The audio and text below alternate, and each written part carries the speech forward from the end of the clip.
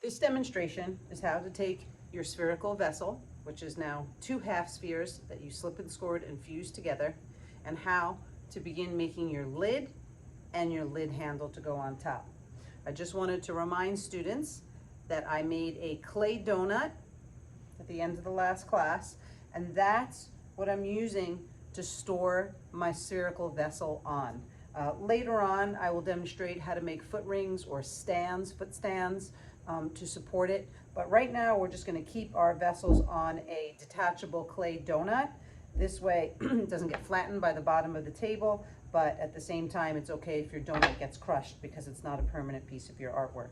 So one of the things I'm gonna do is I'm really gonna look over my vessel. After you slip and scored it together, you should have been paddling your vessel to make sure it's the spherical, or perhaps you wanted an egg shape or oval form, so you can make various adjustments with the paddle to the shape.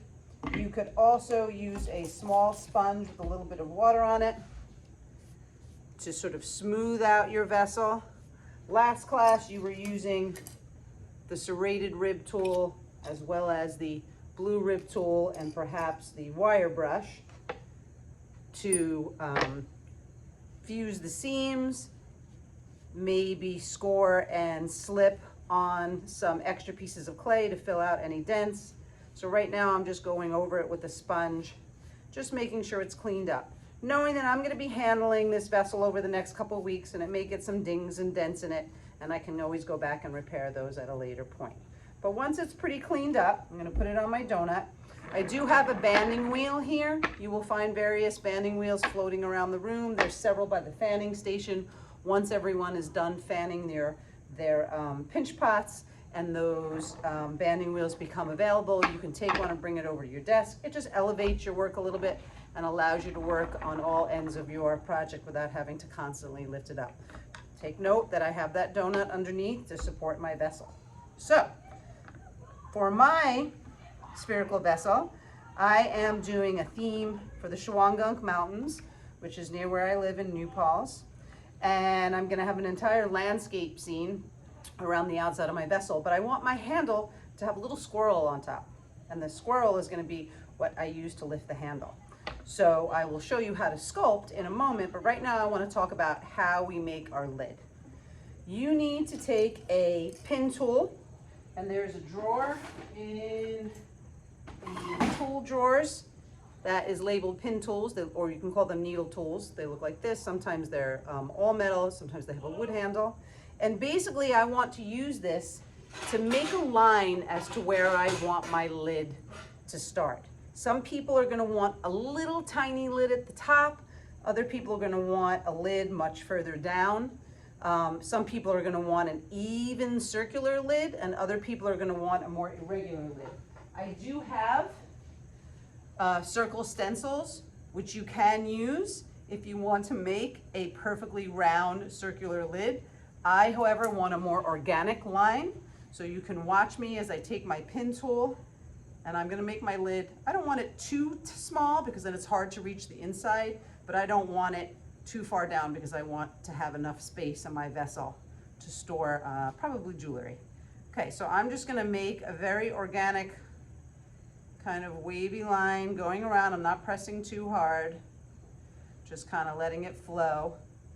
Then I can make adjustments. If I don't like the way part of a line came out, I can wipe it away and maybe redo it a little bit bigger. And once I'm happy with my line and I know where I'm gonna cut my lid out of, I'm gonna stop, and then I'm gonna grab a knife. Okay, so there's a drawer labeled knives. They're just like little butter knives. Right, now here's the trick. When you're cutting your lid, the angle of the cut is really important. So this is the top of my vessel. I want to make sure the angle of my cut is about a 45-degree angle like this. You can see me holding your knife. If you cut your lid with a straight cut, it's going to be very easy for your lid to just fall off. When you cut your lid on an angle, like I am going to do here, it ensures that when you put the lid on the vessel, it won't just fall off because the angle keeps it on there. So I'm gonna go in on my line on this angle. It's hollow on the inside. So I'm keeping that 45-degree angle and I'm following the line that I just made. It's okay if you're not exactly on the line, but be close to it. It's your guide. The most important thing is making sure my lid angle that I'm cutting remains consistent throughout. And I'm going slowly and carefully so I don't warp my vessel. Remember, your vessel at this point is leather hard. So you can see my lid came off and the edges of my lid are on that angle. And that ensures that when I go to put my lid back on, and we got to remember how it fits. Let's see, yep. That it stays on there and it doesn't slide off, okay? So the first thing I'm going to do before I add the handle to my lid is I'm going to use this opportunity to clean up the inside of my vessel a little bit, including the seam. If you remember, you fused the seam on the outside of your vessel. Now, if we look inside here, putting my lid down carefully, it's hard to see in the video, but you can see the seam. So, keeping my vessel on my donut, I'm going to reach for my curved wood tool. Okay, it almost looks like a little bit like a curved thumb or finger. And I'm going to take that and I'm very carefully going to go inside my vessel now, using that curved end of the tool, and I'm going to fuse that seam on the inside. I fused it on the outside, but now I can fuse it on the inside. And this just strengthens your vessel. Also cleans up the inside, makes it neater. So I'm just going to go all around. And in addition to that, I want to clean up the edge of my lid as well as the inside of my vessel. So I'm going to take a sponge, and I am with minimal water, right? You don't want a soaking wet, dripping wet sponge, because if you use a soaking wet sponge, you're going to make your clay turn plastic again. You just want enough water to help smooth out the edge, and you can see I have some rough edges here. And in a moment, with a little bit of elbow grease in my sponge, I can use my fingers and the sponge, and I'm going to make the edges of my lid on my vessel, the lid opening, clean. Notice I constantly am dipping into water. This is my slip cup, or you can use a spray bottle to clean out your sponge. I'm also using the sponge to get actually inside my vessel. So I want to make sure the interior of my vessel is clean, smooth as can be, right, as much as you can reach. This is why it's beneficial not to make a lid that's too tiny. If you make a really tiny lid, it's really difficult to get inside here. So I made my lid opening just big enough that I can reach my hand. I'm kind of smoothing out that inside seam line. If you don't like using the sponge, get in there with your finger. Your finger's a great tool. You can use it to smooth out the seam line, clean up the inside, and just do it all with minimal water so that you don't turn your clay plastic again. I'm going to then take my lid that I cut off, which is a little rough around the edges, and I'm going to do the same thing. I'm going to just, with a damp sponge, just kind of clean up the edge, remembering that every part of your work of art, how you present it, is important. So you want things to be clean and neat as well as functional for this particular project. Notice again that I have to go back every once in a while and re-dip my sponge, clean it up. Sometimes it gets kind of heavy with clay and you got to rinse it out. Okay, so now I have my lid. It's been cleaned up, and you can see I'm trying to fit it like a puzzle piece. If you want, you can make a mark on the inside of your lid. So for example, I'm making a little notch right here, and I'm making a little notch right here. That way I know that it's those two ends that meet up, so I'm not constantly trying to fit it together like a puzzle. So now I am ready to make my lid handle. And as I mentioned to you before, I want to make a squirrel that sits on top of my lid and becomes the handle by which I lift the lid off. So the technique that I'm going to demonstrate now is called the sculpture technique. It's subtractive and additive sculpture. You can use it obviously for your lid handle, but it's also a technique that you can use to add sculptural elements around your vessel. Maybe you're sculpting a bird's nest. Maybe you're having little hands come out. Maybe you're putting an animal face, or you're building out a dog nose. Everybody has different ideas, right? So there's a million things that you can sculpt. You guys are gonna have a lot of individual questions as we move forward with this, but I wanna go over some basic sculpting techniques. I do have a handout sheet that has all these steps on it, so you will have it in written form, but it's important to just see it. So I'm starting with wedged clay. I'm gonna move my lid over. Okay, I'm actually going to move my whole vessel over because I don't need it at the moment. I'm just going to let it sit out. If it's super leather hard, you can drape a damp t-shirt over it if you feel like it's getting too dry. I'm going to go ahead and do that just so it doesn't dry out while I'm sculpting. Spray it with a little bit of water and let it just sit there. I have my picture of my squirrel. You guys are welcome to look at one on your phone. I'm using my phone to film this video, so I can't do that. And when you're sculpting, you're basically working with soft plastic clay, an image, that's a reference image. It's good to have water nearby, so I'm gonna spray a little water on the table so that I can get my fingers wet. When you sculpt, you're always sculpting with plastic clay. It has to be soft and malleable, okay? So I'm gonna start off looking at my picture. I wanna make a squirrel that's maybe about yay high. And I'm going to just kind of figure it out as I go, just pinching, squeezing, and building the clay up to try to match the shapes of the squirrel's body that I see in the picture. Now you may notice that I'm squishing pieces of clay together. So I'm making the sort of belly and butt of the squirrel, and here's the torso. And you may be saying to yourself, why is she squishing two pieces together? I thought you have to score, slip, and fuse clay together when you are attaching two pieces. If you remember from my last demo, I did say that anytime you have at least one piece of clay that's leather hard, that's when you need to score, slip, and fuse. In this case, I'm working with totally plastic clay. In other words, my clay is super soft and mushy, so I don't need to score, slip, and fuse. I can simply take my squirrel body and take the squirrel head and just smush it or fuse it together with my fingers. So this is the additive sculpture technique. I'm just adding clay to make the basic head and body of my squirrel. Now, I'm not worrying about details. I'm not worrying about his eyes. I'm not worrying about his little arms or feet. I'm really just focused on the large body parts. And when you guys are sculpting, you're gonna be kind of winging it a little bit, just sort of trying different shapes, seeing what works. I'll come around and help you make adjustments and make suggestions. Sculpting is pretty intuitive. You all probably did it with Play-Doh when you were kids. Some of you have experience working with clay and sculpting. It takes time to develop the ability to do it efficiently and effectively, but you'll get there.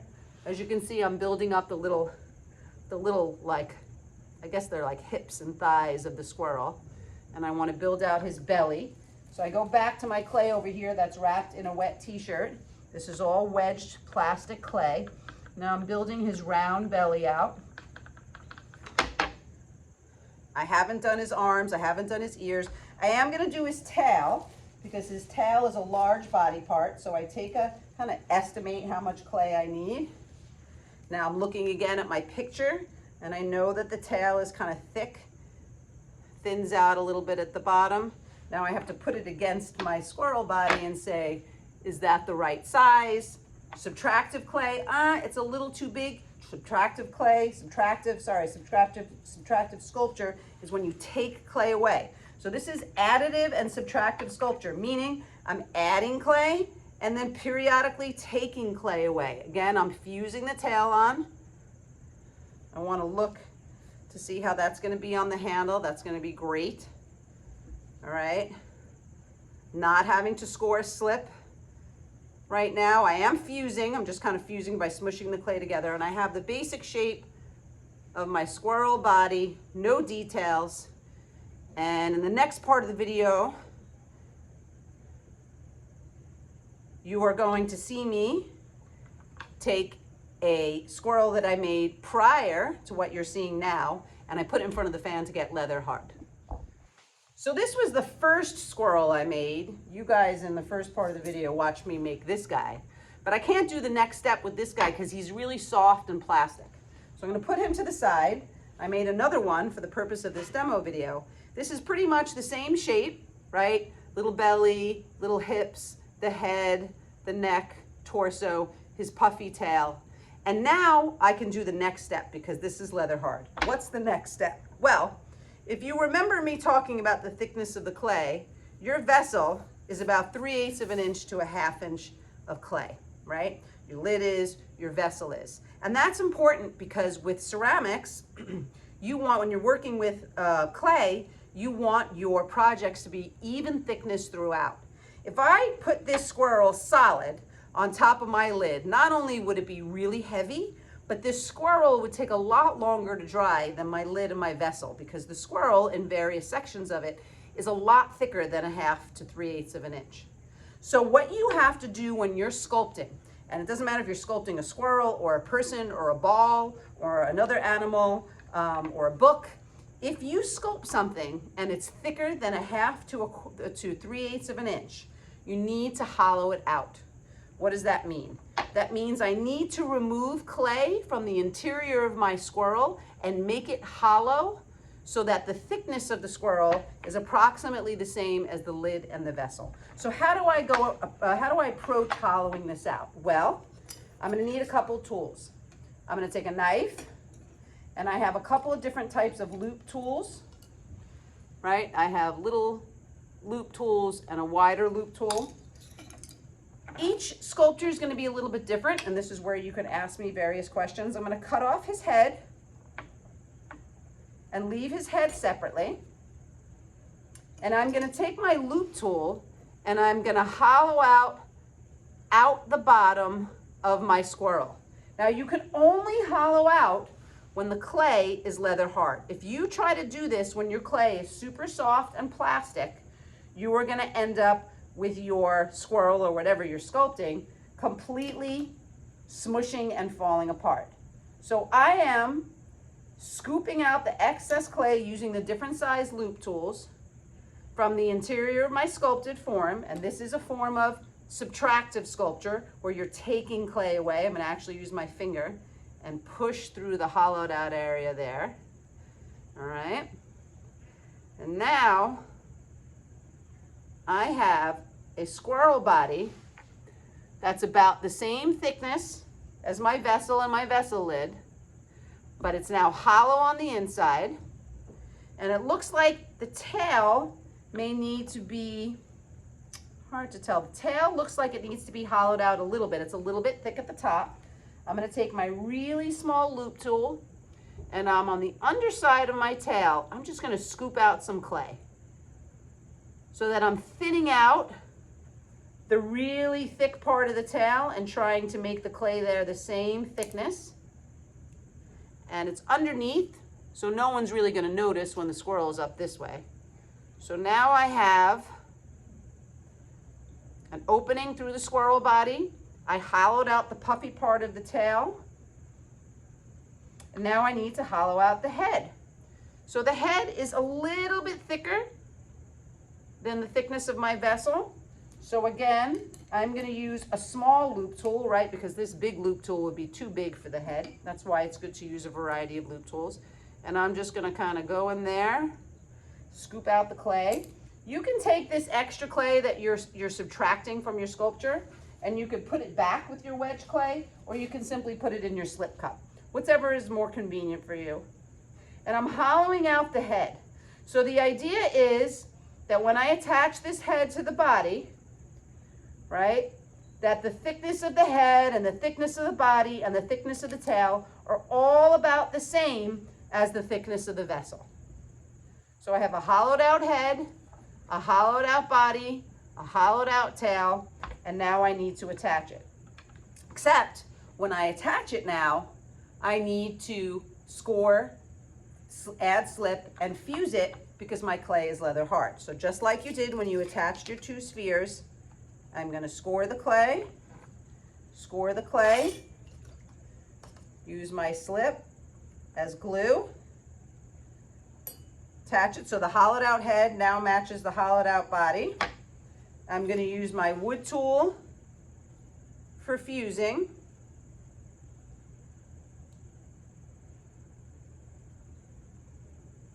Making sure that the head is really well attached.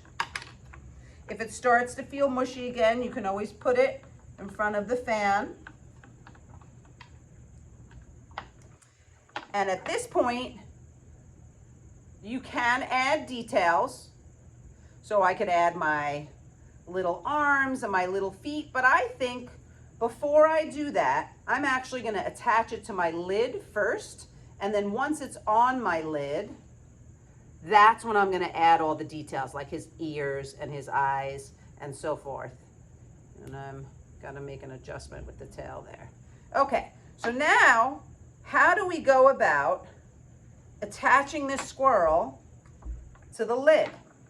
All right, here's my vessel with my lid. I want to put this squirrel on top. He's going to look super cute up there, right? The problem is, if I slip and score this squirrel onto the lid, I'm essentially making the squirrel a giant air bubble, and I don't want to do that. Right now I have, and I'm going to just double check, I have the air hole, the hollowed out area in the head matching the body, and now I need the air that comes out from the bottom of the squirrel to be able to go somewhere, because if I just put it on here, I'm trapping it in. So I'm actually going to use my loop tool, my bigger one, to puncture a hole in my lid, right in the center where I want my squirrel to go. And you would do this anytime you're attaching a sculptural form to your vessel. You need to make sure that you have a vent hole somewhere. That's what this is called. This is called a vent hole, right? It is a hole through my project that allows the air inside my squirrel to have somewhere to escape. Because if I don't have a way for that air to escape, it's just going to turn into an air pocket, and it's probably going to crack, and most likely what would happen is the squirrel would just get heated up and blow off the top of my lid. All right, so I know my lid matches up this way from the notches I made. Right, now I know, and I'll just separate this so as I don't need the rest of the vessel right now. I know that I can attach my squirrel body. Doesn't have details on it yet, that's okay. I can now slip and score my squirrel body. Score it. Score it. These are both leather hard pieces. Add slip. I can put it right on there, and as long as the vented out hole on the bottom of my squirrel matches the hole on my lid, I can go ahead and use my curved wood tool to fuse my squirrel on. So I'm making the bottom seam of my squirrel fuse onto my lid. And as you can see, I have not added any of my squirrel details. I'm leaving out the little hands, the little feet, the details on his face. I'm gonna do all of that next once this is on my lid. So I'm using my finger, a little bit of water, really getting that blended on, making sure it's fused. You can see how it all vents out. Okay, now I'm going to bring my vessel back so that my lid has something to sit on. I have my notch that lines up, my donut underneath. I got to make a bigger donut actually, but this will work for now. And now I can work on adding my squirrel details. Now I'm not going to spend too much time trying to keep the demo short. I'm just going to show you a couple of things. When I go to start putting these details on, be it the little squirrel ears, and then I got to make little squirrel shoulders and squirrel hands. When I go to start doing this, whatever details I start adding to my squirrel, I need to remember that my clay that I'm working with, my squirrel itself, is leather hard. So even though the hands or the little arms that I'm sculpting are plastic, I still need to slip and score them on because the clay I'm attaching them to is leather hard. So I'm just like quickly sculpting out some little details. I think really the best way to approach the details is for me to sort of come around the room and see what details you're aiming to work on for each item that you're sculpting, and I can guide you. It's really hard to demonstrate everything you need to know about sculpting in one demo video, but you can see I'm trying to figure out what his little feet will look like. I think that's too big, so I take the clay away, start again. I'm experimenting with different tools to make the toes. A lot of this is trial and error, so I may come around and make suggestions to you, and my suggestions are basically from years of experience of me sculpting or me helping my other students to sculpt as well. That looks more like a duck foot. I'm gonna have to work on my little details here. In the next class, I'll be demonstrating how to do carving. And so you'll see how to carve in the eyes and other details like that. We'll also work on texture, so adding the fur texture to the tail. Obviously he needs a little nose, but you get the idea. This is the beginning point of how to sculpt and add both a lid handle and other sculptural elements to your vessel. And I'll continue to work on him over the next couple of weeks, so you'll see him develop into a more detailed sculpture. I do want to point out that when you go to put this away at the end of the day, end of the period, it's important that you support your lid and your sculpture. So what I recommend is putting your vessel on a donut, and then I recommend taking an extra piece of clay and creating a couple of clay supports. So for example, I'm gonna take a piece of clay and just make a ball, sort of a flat ball, and put it under my lid to ensure that my lid curve doesn't disappear. I'm also gonna make a clay support and put it under my tail. Anytime you make a sculpture, if you have limbs, arms, tails, pieces sticking out, you really want to put a clay support underneath it, because when it's wrapped up in a damp t-shirt in your bag and put away for the day, it's a very moist environment. And if you don't support all your pieces, especially the stuff that's kind of sticking out, it's liable to break and fall off. So you see that I supported my lid, I supported the tail of my squirrel, I kind of have my vessel here on the donut, and then I'm going to cover it with a damp shirt. Obviously I take my remaining wedge clay that's also wrapped in a t-shirt and inside a separate plastic bag, put it on my board. I take this whole thing, I put it in my garbage bag. I have white and clear garbage bag, doesn't matter what you use. When you put it in there, you twist it, tuck it, get all the air out, and make sure it's labeled with your name and class period in case I need to send work home to you.